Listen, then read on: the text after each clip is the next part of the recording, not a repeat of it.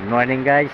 Gumawa nga po pala tayo ng DIY incubator. At yun po kasi ito kung inahin po natin dalawang po ang initlog. May similya lang po talaga.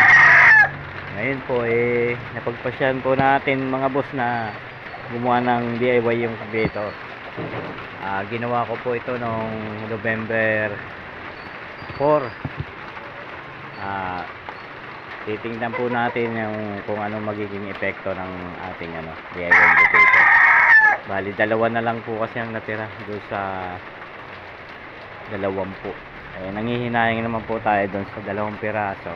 Kaya nagano lang po, experiment lang po kumbaga, para matested natin kung ubra po ba yung ganitong klase ng DIY incubator.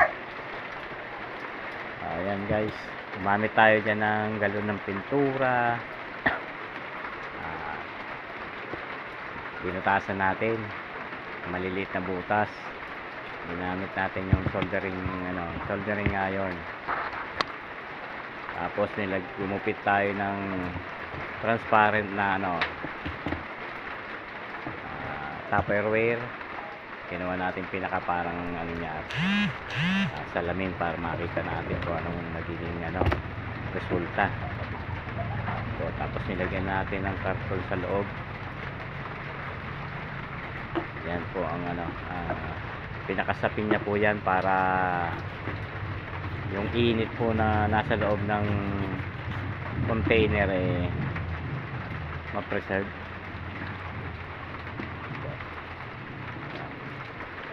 Kinulma po natin ang pabilog para madali natin siyang maipasok sa loob, para hindi siya lukot-lukot. Guys, ayan, guguhit na tayo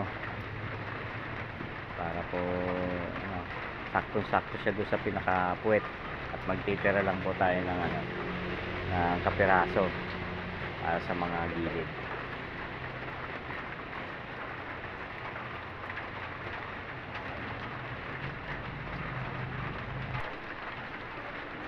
Guys, ayan na po, ito na, nailagay na po natin yung karton.